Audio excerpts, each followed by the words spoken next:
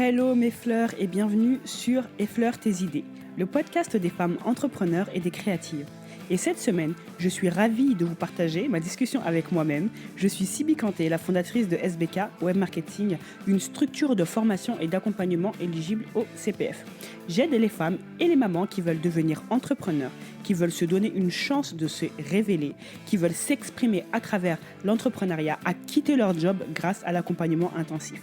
Je suis aussi consultante en e-business et marketing digital auprès d'incubateurs et de startups à impact social. Bref, je fais beaucoup de choses que tu découvriras, ma chère Fleur, au fur et à mesure. Et dernière chose avant de vous laisser pour cette discussion, tu peux, toi ma Fleur, t'abonner à la newsletter Effleure tes idées. Et les promis, c'est un copier-coller de l'émission, mais une ressource à part entière. Car à chacun des emails que j'appelle les popcorn, je te partage mes réflexions sur le e-business, sur le marketing et surtout je te partage les ressources qui me marquent d'une semaine à l'autre et qui te permettront toi aussi de tout exploser dans ton industrie comme des popcorn, d'où le nom. Alors, ne t'attends surtout pas à un copier-coller de contenu, tu aurais vraiment accès à un contenu dense chaque semaine dans lequel je me prends vraiment la tête à aller dénicher des astuces et les meilleures techniques, méthodes, tips qui peuvent aider les femmes à aller encore plus haut, encore plus loin. J'ai d'ailleurs glissé un petit cadeau dans le premier email. Pour s'abonner, c'est très simple. Tu cliques sur le lien dans la description et on se rejoint de l'autre côté. Et j'arrête là et je te laisse avec le podcast Effleure tes idées. L'action qui m'a permise de sauver mon idée de SBK Web Marketing. Tel est le sujet du podcast d'aujourd'hui. Déjà, je suis ravie d'être avec vous en cette journée ensoleillée. Pour information, j'ai ma nièce juste à côté, donc si vous entendez un peu de bruit, ce n'est pas grave. J'ai squatté son bureau, donc la moindre des choses, c'est qu'elle soit à côté. Du coup, petit rappel, comme je vous l'avais déjà dit, je veux contribuer à ma manière à créer une communauté de femmes qui ont des idées, qui misent sur leurs idées, qui les partagent, qui les développent, qui les mettent en place et qui s'entraident à les rendre vivantes avec bienveillance, bien évidemment. L'objectif du podcast d'aujourd'hui, ça va être donc le sommaire. Petit 1, prendre du recul et admettre qu'il y a un problème. Petit 2, chercher les sources du problème. Petit 3, trouver des ressources en soi. Petit 4, prendre une décision. Donc, comme le sujet du podcast l'indique, et à un moment donné, mon idée de SBK Web Marketing allait quasiment tomber à l'eau. Bien sûr, ce sont des choses qu'on n'expose pas sur les réseaux sociaux. De toute façon, à l'époque, je n'étais même pas encore assez bien sur les réseaux sociaux. Du coup, voilà. Mais je voulais absolument vous en parler parce qu'aujourd'hui, j'en suis à plus de 300 femmes formées par ma structure. J'en suis archi, méga, ultra fière. Et je rencontre énormément de femmes qui sont passées par ce par quoi, à l'époque, je suis passée. Donc, je me suis dit que ça pouvait être intéressant aujourd'hui de créer un podcast sur ce sujet pour faire comprendre déjà aux gens que nous sommes tous les mêmes et que le fait de douter, le fait que ça n'aille pas certaines fois dans son business, le fait que des fois on a envie de baisser les bras, le fait que des fois on ait des bâtons dans les roues, des problèmes perso, professionnels, financiers, etc., ça arrive à tout le monde. Donc, je me suis dit, je vais créer ce podcast aujourd'hui et on va pouvoir en parler en toute intimité. Donc, on commence par le début. Donc, j'ai dit, petit 1, c'est prendre du recul et admettre qu'il y a un problème. Alors, pour ma part, en fait, avant de parler de problème, je veux juste vous remettre dans le contexte de l'époque. Et donc, c'était il y a quelques années de cela. Donc, c'était en 2016, quand je commençais à peu près à faire mes vidéos sur les réseaux sociaux. Avant cela, il faut savoir que depuis 2013, je suis freelance. Je travaillais en tant que freelance pour des structures, mais ça, on va en reparler juste après, d'accord ? Donc, je travaillais en tant que freelance. Mais est venu un moment où je me suis dit, OK, c'est cool de travailler en tant que freelance, mais tu peux peut-être créer ta propre agence dans laquelle tu vas proposer tes propres prestations, au prix auquel tu veux bien les payer et que tu seras en quelque sorte... je vais pouvoir gérer en fait mon temps, je vais pouvoir gérer mes clients comme je l'entends. Parce qu'à l'époque, quand j'étais freelance, je dépendais d'une plateforme, de plusieurs plateformes. D'ailleurs, j'étais pas que sur une seule plateforme, de plusieurs plateformes où il y avait plein de freelance. C'était assez précaire, mais ça me permettait d'avoir de très bons compléments de revenus. Donc voilà, donc pour vous mettre dans le contexte. Donc ensuite, en 2016, je me suis dit, tiens, je veux me lancer à mon propre compte. Je savais que les blogs, ça marchait bien à cette époque-là. Ça marche toujours d'ailleurs. Hein, voilà, chacun fait comme il veut. Ça marche toujours. En tout cas, moi, je sais que ça marche toujours. Et, euh, et du coup, en fait, en 2016, j'ai commencé à lancer mon blog dans lequel je voulais, dans un premier temps, pas parler de marketing ni d'entrepreneuriat, etc. Je voulais juste raconter mon éclosion personnelle.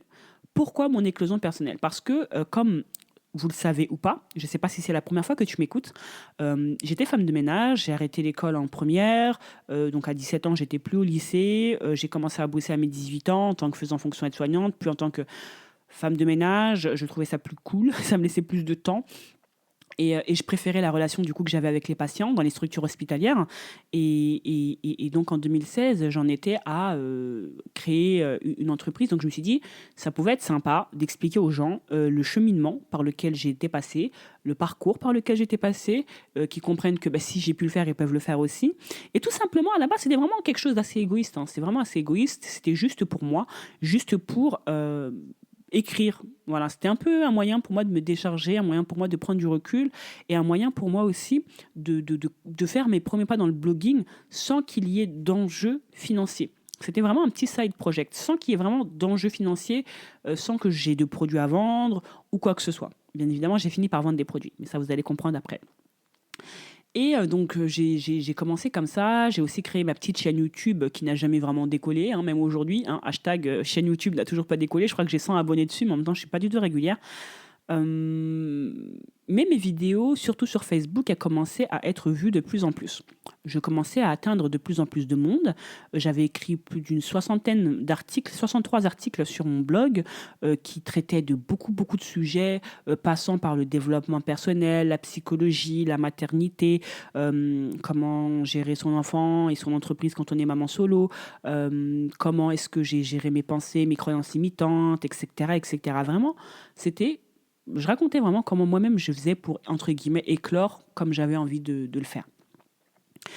Et donc, ces vidéos sur Facebook qui commençaient à prendre plus de place. À l'époque, Facebook n'était pas ce que Facebook est aujourd'hui. Il y avait d'avant, le reach était beaucoup plus en faveur des entrepreneurs, des pages où il y avait des entrepreneurs, clairement.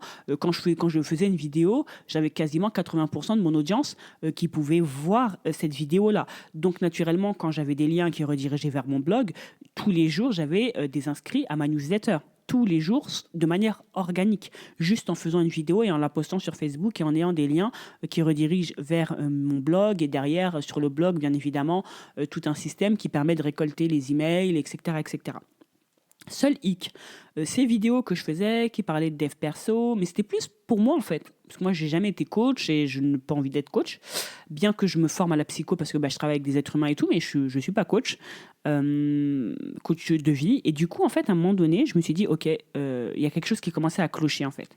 Il y a un truc qui commençait à clocher dans mon organisation, il y a un truc qui commençait à clocher dans mon énergie. Il y a quelque chose que je sentais plus quelque chose. Et je suis vraiment une femme très, très, très intuitive. Je marche beaucoup à l'intuition, je marche beaucoup à tout ce qui est le flow, l'excitation, etc. C'est vraiment des choses dont j'ai besoin, moi, pour avancer. Bien que c'est pas tous les jours la grande joie, mais c'est quelque chose... je fais toujours attention à est-ce que je suis alignée. Est-ce que ce que je pense, ce que je veux, vers où je veux aller, mon cœur, mes émotions, ma psycho, est-ce que tout ça, c'est aligné? Et quand ça l'est, je le sais. Et quand ça ne l'est pas, ben, plus j'apprends à me connaître et plus j'arrive à reconnaître quand je ne le suis pas. Et à un moment donné, j'ai senti que dans ce projet d'éclosion personnelle, je n'y étais pas. Je commençais à devenir de plus en plus sollicitée par des femmes qui rencontraient des problèmes sérieux. Certaines rencontraient des problèmes de viol, d'autres des problèmes, elles se faisaient battre. Vraiment des femmes qui rencontraient des problèmes sérieux à qui mon éclosion personnelle, elle faisait écho. Ce que je partageais sur mon blog, ça leur faisait écho.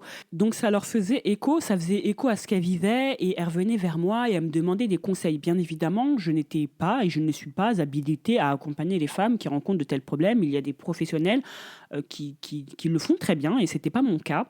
Et je commençais à me sentir un peu submergée par ce projet, cette project qui était censé être juste un projet qui me permettrait par la suite de lancer officiellement l'agence SBK Web Marketing, mais ça me prenait trop de temps. Donc, à un moment donné, je me suis dit, Sibi, tu es sollicité pour un problème que tu ne veux pas régler. comme voilà, je suis sollicitée pour des problèmes que je n'ai pas envie de régler, que je ne suis pas en mesure de régler, que je n'ai pas envie d'être en mesure de régler. J'ai juste envie de donner de la force, juste envie de partager mon vécu. Mais sauf qu'en fait, ton vécu, il fait écho aux gens, donc vers qui tu peux les rediriger. Donc je me suis dit, OK, maintenant, est-ce qu'il y a des partenariats potentiels à faire avec certaines personnes pour pouvoir justement rediriger ces femmes-là. Ma newsletter, pareil, j'avais une assez bonne base d'emails, mais c'était pas pour SBK Web Marketing. C'était pas du tout pour le même problème. Et je passais trop de temps dessus. Et j'avais l'impression de ne pas être à ma place. Et à un moment donné, je me suis dit, OK. Et c'est pour ça que vient le petit 1 qui est prendre du recul et admettre qu'il y a un problème. À un moment donné, j'étais arrivé à un stade où quand je lançais une vidéo sur ma page Facebook, en moins de 24 heures, ma vidéo faisait plus de 1000 vues. Chose que même aujourd'hui, je ne fais pas avec mes vidéos. Et c'était énorme parce que sur les 1000 vues, j'avais énormément de monde qui venait s'inscrire à ma newsletter, que derrière, je pouvais potentiellement leur vendre quelque chose. Donc on pouvait se dire, on m'a déjà dit d'ailleurs, ouais, mais tu devrais continuer, les gens ils kiffent, ça prend. Oui, ça prend, mais est-ce que c'est ce que je veux que ça prenne? J'ai tendance à être assez radicale dans mes choix. Quand je fais un choix, je le fais. Je sais pourquoi je le fais, je sais pourquoi je ne veux pas le faire, etc. etc. Et j'aime pas être entre deux. Parce que je me suis dit à un moment donné, ce que tu veux, Sibi, c'est lancer SBK Web Marketing. Lancer ton agence dans laquelle tu vas pouvoir aider les individus, les femmes, à créer des boîtes dont elles sont fières et où elles peuvent exprimer qui elles sont profondément à travers justement cet entrepreneuriat-là. Et ce que je faisais ne correspondait pas à ça. Et je n'arrivais pas à concilier je n'arrivais plus à concilier les deux parce que l'un qui avait déjà une bonne base de personnes qui me suivaient, etc., prenait plus de place que l'autre, qui était juste encore un travail de réflexion à côté de mes missions que je faisais aussi en freelance. Je ne sais pas si vous avez capté le tout, mais c'était un peu compliqué. Donc, à un moment donné, je me suis dit, OK, Sibi, stop. Stop, c'est quoi une entreprise? Et j'étais revenue sur le livre du Personal MBA. Je ne sais pas si vous connaissez le livre The Personal MBA, qui est un de mes livres préférés. Non pas parce qu'il révolutionne le monde, mais vraiment parce qu'il apprend le b.a.-ba de ce que c'est qu'une entreprise. Donc reprenant vraiment la création de valeur, la réponse à un besoin, le marketing, la vente, les finances, comment travailler avec les gens, donc avec un peu de notion de psycho. Ça survole un peu tout ce qui est biais cognitif, etc. Communication, interpersonnelle, bref, il y a vraiment pas mal de petites notions qui ne développent pas profondément, bien évidemment, mais énormément de notions dans chacun de ces domaines que je viens d'énumérer là, qui sont cités dans ce bouquin. Et quand tu commences la lecture de ce bouquin, tu te rends compte que il commence par un truc, le gars, hein, je crois qu'il s'appelle, je ne sais plus comment il s'appelle. De toute façon, je vous mettrai j'ai noté sur ma main, je vous mettrai les ressources en description. Et donc, il explique qu'une entreprise, c'est une entité qui crée de la valeur pour répondre à un besoin, à une cible, répondre à un besoin d'une cible, à un prix auquel il est prêt à te payer. Et tu dois délivrer cette valeur-là de manière à satisfaire ses clients et à pouvoir générer assez de profit pour pouvoir réitérer ce process. Donc un process en 5 étapes qui reprend de la création de valeur, qui reprend du marketing, qui reprend de la vente, qui reprend le fait de délivrer cette valeur-là et qui reprend de la finance.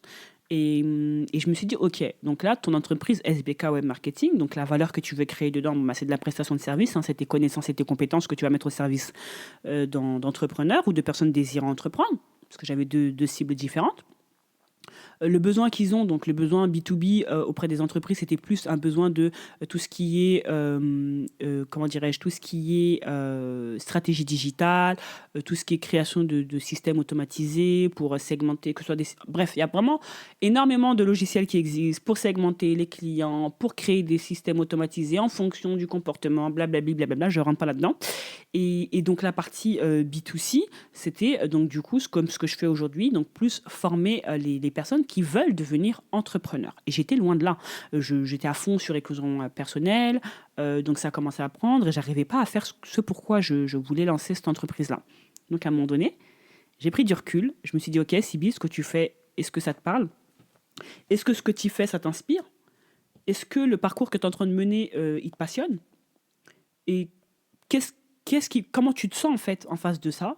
Et est-ce que vraiment le besoin auquel tu réponds actuellement à travers éclosion personnelle, c'est un besoin qui te révolte? Oui, bien sûr, la psychologie humaine, la femme, son développement, ce sont des choses qui me sont chères. C'est ce que je fais même à travers SBK Web Marketing. Mais est-ce que c'est de cette manière-là que tu veux le faire? Euh, Maintenant, je me suis dit, OK, tu prends du recul et admets qu'il y a un problème. Admets qu'il y a un problème. Admets que là, ce que tu es en train de faire, ça va pas te mener là où tu veux aller. Déjà, où tu veux aller, tu as compris où tu voulais aller, OK. Mais est-ce que ce que tu es en train de faire actuellement t'emmène là-bas? Non. Donc, à partir de là, ben, j'ai admis qu'il y avait un problème. Et comme on dit chez nous, admettre qu'il y a un problème, c'est le début de la guérison. Quand on est malade, quand on admet qu'on est malade, c'est le grand début de la guérison. Donc là, on arrive au point 2 qui est chercher les sources du problème. Donc je me suis posé une première question. Je me suis dit, OK, quel type d'entrepreneur tu es aujourd'hui? Alors pour moi, il y a trois grands types d'entrepreneurs. Il y en a plein d'autres, bien évidemment, mais je vais en citer que trois. Le premier, ce sont ceux qui sont juste dans leur tête, mais ça va faire l'objet vraiment d'un podcast à part entière. J'en parle tout le temps dans mes vidéos, etc. Mais c'est waouh! Après 300 femmes formées, croyez-moi qu'il y en avait un bon paquet qui vivaient juste dans leur tête et qui le sont toujours, un peu d'ailleurs, et qui ont des entreprises, mais ça se passe que dans leur tête, pas ailleurs. Et donc ça, c'est le premier type d'entrepreneur. Problème, donc la conséquence de cela, c'est que ce sont des personnes qui ils disent à tout le monde, ils sont entrepreneurs. Ce sont des personnes qui fréquentent les milieux d'entrepreneurs, qui vont dans les réseaux d'entrepreneurs, qui suivent des entrepreneurs, etc., etc. Mais au final, elles-mêmes, chez elles, il ne se passe rien. Problématique, ça crée une baisse d'estime de soi, tu as l'impression de ne pas y arriver, mais en fait, tu n'as rien lancé, etc., etc. Donc ça, c'est vraiment un gros problème pour les personnes qui vivent cela. Mais un problème qui se règle, bien évidemment, tout problème peut se régler. Deuxième type d'entrepreneurs, ce sont les entrepreneurs qui ont entrepris, ok, mais qui ont la tête un peu partout, qui cherchent des infos un peu partout à droite à gauche, qui cherchent toujours la stratégie qui va faire la différence dans leur business parce que, etc., etc. Problème de ces entrepreneurs, c'est qu'ils s'éparpillent trop. Ok, un entrepreneur, c'est une personne qui est censée quand même savoir jongler entre pas mal de casquettes, mais c'est quand même une personne qui sait rester focus un minimum sur ses priorités. Les priorités de son entreprise, les priorités de sa boîte, comment est-ce qu'il doit développer sa boîte, etc., etc. Donc moi, je faisais partie de cette deuxième catégorie. Et un peu de la première, parce que SBK, du coup, c'était dans ma tête. À côté de ça, je continue en tant que freelance. À côté de ça, je faisais éclosion personnelle, etc. Donc, j'alliais un peu les deux. Donc, j'étais complètement, mais plus que multitâche. C'est même pas du multitâche, je me suis pris pour je sais pas qui. Et à côté de ça, mon rêve, c'était SBK Web Marketing, mais c'était juste dans ma tête. Il se passait rien là-dessus.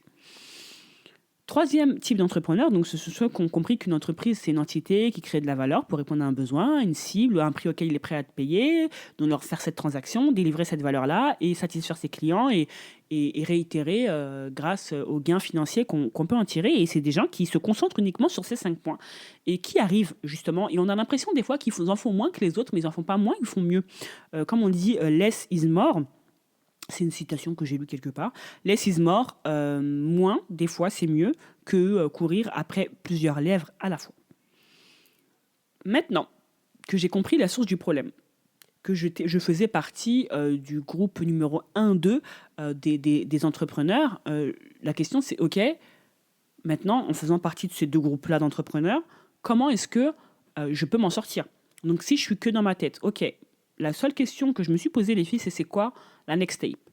OK, c'est quoi la seule et unique action que je suis capable de faire aujourd'hui pour passer de je suis juste dans ma tête à c'est bon. Au pire des cas, je fais partie des multitâches. Il n'y a pas de problème. Par rapport à SBK et marketing, c'est la question que je me suis posée. Par rapport à tout le reste des projets, donc de la catégorie numéro 2, la question que je me suis posée, c'est OK, c'est quoi que je veux incarner dans le monde? C'est quoi le changement que je veux voir dans le monde? Comment je veux incarner ce changement-là? Qui est-ce que je veux aider? Où est-ce que je me vois dans 5 ans? Qu'est-ce qui m'excite dans ce que je veux faire?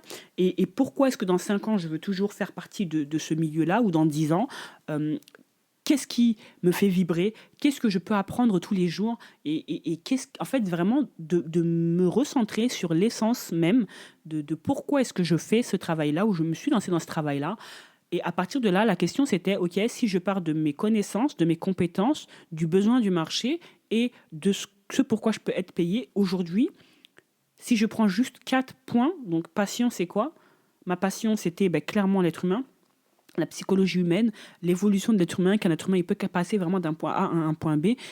Tout ce qui est neurosciences et tout, c'était ma passion. Ok, donc tout ce qui est l'humain et sa psychologie. Mes compétences, j'avais acquis un paquet de compétences en marketing digital. Le besoin, donc j'avais des clients B2B qui avaient justement besoin de ces compétences-là uniquement en marketing digital. Et j'avais des clients B2C qui avaient besoin de l'alliance, du coup, de la psycho et de ces compétences-là en développement de business et en marketing pour pouvoir les aider, eux, à créer ce business-là. Et comment j'allais pouvoir être payé pour cela? Donc en B2B, c'était créer une offre standardisée pour eux, pour pouvoir créer avec eux tout ce qui est leur processus d'acquisition, donc en passant de l'acquisition à l'activation, le fameux framework AR, hein, ce qu'on appelle le tunnel de vente aussi, si vous voulez. Et pour ce qui était en B2C, mon offre, ça allait être une offre de formation sur 3 mois que j'allais leur proposer justement pour les aider à passer de l'idée à j'ai un projet qui est sur pied, maintenant il faut le développer. C'est en cherchant les sources du problème, c'est les deux décisions que j'ai prises. Donc là, on en arrive au point numéro 3, c'est les décisions que j'ai prises. Donc je me suis dit, OK, comment je peux mettre en mode lean, comment je peux mettre en mode, OK, là aujourd'hui, je me lance, mais avec les moyens du bord. Donc le terme lean, pour info, sert à qualifier une méthode de gestion de la production qui se concentre sur la gestion sans gaspillage ou gestion allégée ou encore gestion au plus juste. Donc comme vous avez vu dans ma réflexion juste avant, je me suis posé la question juste en répondant à ces 4 points. C'est les fameux 4 points qu'on voit dans l'Ikigai, hein. Donc ces fameux 4 points qui sont, OK, passion, compétence, besoin du marché, comment je peux être payé pour cela. 4 réponses.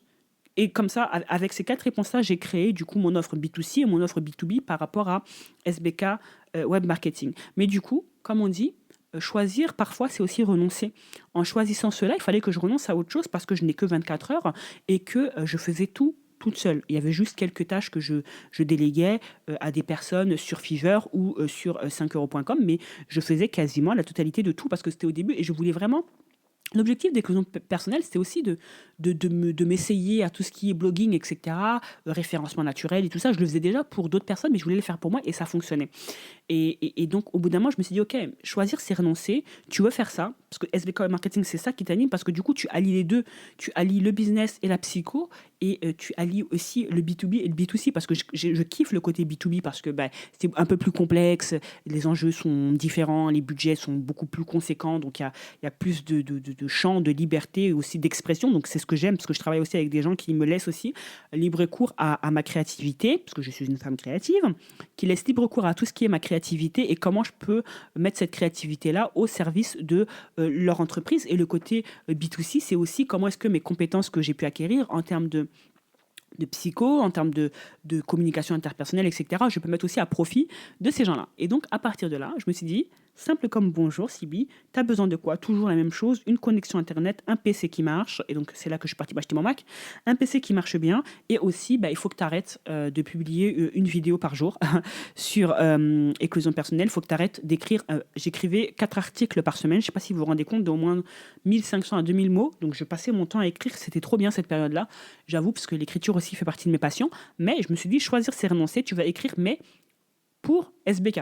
Donc en alliant, ok, la psycho, mais aussi avec tout ce qui est business et marketing en ligne.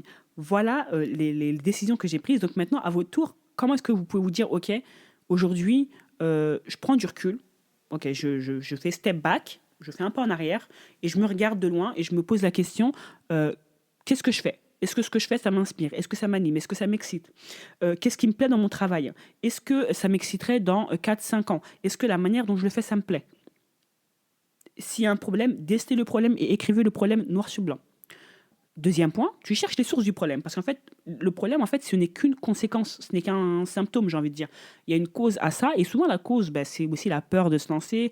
Moi, je recherchais aussi ce côté légitimité, hein, le fait de me lancer aussi moi-même dans le blogging, etc. Ça me permettait aussi de m'asseoir, parce que tout ce que je faisais depuis 2013, il n'y a personne qui le savait, vu que j'étais dépendant d'une plateforme de freelance, à part les gens qui allaient me chercher là-bas, personne ne le savait, donc j'avais aussi besoin de montrer qui j'étais et de créer aussi ce qu'on appelle aussi son personal branding, de parler de moi, de ce qui m'anime, de ce qui m'inspire, de montrer qui je suis au monde et mes valeurs, ma culture, mon histoire, ma vision, où est-ce que je veux aller, où est-ce que je veux emmener les gens avec moi. Et c'est, voilà, donc ça partait aussi de ce syndrome de l'imposteur-là, où je me sentais pas légitime au début de lancer ça sans avoir fait ceci, cela, parce qu'il fallait que, etc., etc. Donc, il a fallu que je travaille également sur ma confiance en moi et sur mon fameux syndrome de l'imposteur à l'époque. Et le troisième point, c'est la prise de décision. Une fois de plus, ne cherchez pas des décisions qui vont venir révolutionner le monde. D'accord ? Il faut que ça révolutionne votre monde à vous. Vous n'avez pas besoin de révolutionner le monde de millions de personnes. Déjà, en changeant, en incarnant vous-même le changement que vous voulez voir dans le monde, vous allez opérer des changements dans votre propre vie, mais aussi dans la vie de ceux qui vous entourent, parce qu'ils vont être inspirés par ce que vous faites. Ils vont aimer ce que vous faites ou pas.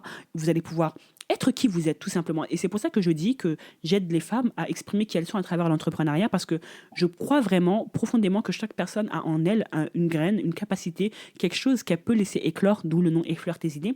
Et cela à travers l'entrepreneuriat, parce que c'est aussi un bon moyen de se tester, de se challenger, de voir de quoi on est capable nous-mêmes, par nous-mêmes, pour nous-mêmes, sans entre guillemets, toutes les couches, donc en pelant l'oignon, sans toutes les couches qu'on se met, tous ces masques qu'on se met de la société, et se dire, ok, moi, au fond de moi, c'est quoi que je veux faire et comment je peux le faire à travers l'entrepreneuriat. Donc voici les 3 points. Et pour finir avec, du coup, le dernier point, c'était trouver les ressources en soi, en se posant la question, ok, qu'est-ce qui m'anime au fond, où est-ce que je veux aller, et en s'engageant vous-même auprès de vous-même, et en recensant. Donc sur ce point-là, je vous demande vraiment de recenser. Toi qui m'écoutes, prends une feuille, recense toutes tes passions, tout ce qui te plaît, tout ce qui t'excite, tout ce que tu aimes écouter, les livres que tu aimes lire, tout ce qui te fait kiffer, vraiment. Et tout ce qui te fait kiffer, tout ce que tu es capable de faire, vraiment en alliant savoir-faire et savoir-être, tout ce que tu sais, tout ce que tu sais faire, tout ce que tu sais être, donc ta manière d'être, et toutes tes qualités, aussi tes défauts. Et à partir de là, tu te poses la question, tu surlignes sur cette feuille-là les ressources en toi qui vont te permettre justement de changer, de passer de ok, là je suis dans une situation où je suis en train de tout foutre en l'air, à maintenant je deviens maîtresse entre guillemets de la situation, et j'avance vers quelque chose qui m'anime davantage. Voilà, donc ma petite expérience et vraiment l'action qui m'a permise de sauver SBK Web Marketing. Et juste pour finir l'histoire, parce que vous allez vous dire, ok, mais SBK Web Marketing, c'est parti comment ? Du coup, j'ai commencé comment ? J'ai commencé en proposant mes services à limite plus de moins 90%, mais moins 95% au prix auquel je le fais actuellement, parce que justement, j'avais besoin de me tester. Je proposais aussi des 30 jours gratuits en B2B sur mon offre, etc., etc. J'ai commencé à prospecter énormément. J'appelais au culot les médecins, tous les professionnels autour de moi. Donc, j'ai commencé de ville en ville. J'ai commencé par ma ville. Ensuite, les villes d'à côté, donc tout ce qui est Conflans, Cergy, Éragny, Saint-Ouen-l'Aumône. Et je contactais tous les professionnels. Donc, j'ai commencé par les professionnels de santé. Puis, après, je suis partie sur les ophtalmos. Après, je suis partie sur les opticiens aussi.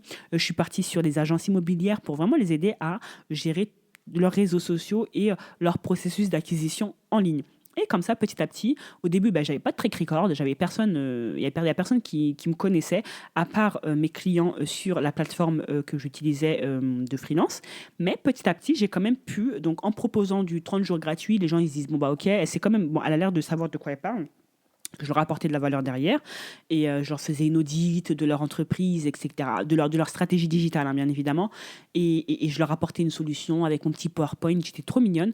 Mais voilà, donc petit à petit, j'ai commencé ainsi, j'ai commencé à décrocher des contrats pour des cacahuètes. Ensuite, les cacahuètes, c'est devenu des noix de coco, et après les noix de coco, c'est devenu des pastèques, et aujourd'hui, je vis entièrement de mon activité, et j'en suis très fière. Voilà, donc pour finir avec ce podcast, son objectif, c'était vraiment de vous mettre, de vous partager vraiment, moi, ce que j'ai vécu, et quand je me suis rendu compte qu'il y avait un problème, comment j'ai agi. Et cette action-là, le fait de prendre du recul et admettre qu'il y a un problème, ça a sauvé SBK Web Marketing, parce que sinon, je me perdais dans quelque chose qui ne me plaisait pas. Et si j'avais écouté les gens qui me disaient que c'était super ce que je faisais, j'aurais fini par peut-être donner des conseils à des gens ou coacher les gens sur des problématiques que je ne suis pas en mesure de gérer, et me retrouver à être coach de vie, alors que c'est vraiment pas ce que je souhaite ni ce que je veux. Voilà ma fleur, le podcast touche à sa fin, et si tu es encore là, déjà merci, j'espère que l'épisode t'a plu. Alors le meilleur moyen de soutenir Effleure tes idées, c'est de noter le podcast sur ta... Et parle-en autour de toi, c'est la meilleure manière de me soutenir, de soutenir mon travail, de soutenir Effleure tes idées, qui a pour mission d'aider les femmes à miser sur leurs idées, à les développer et aller encore plus loin ensemble. Donc encore une fois, merci d'être là encore, jusque-là, pendant 33 minutes avec moi pour ce podcast. Donc je t'invite vraiment à te poser ces questions. Si c'est des choses qui sont importantes pour toi et si le grand méchant loup est aussi en train de rôder autour de ta maison. Et sur ce, je te dis à dans 7 jours sur Effleure tes idées. Bye!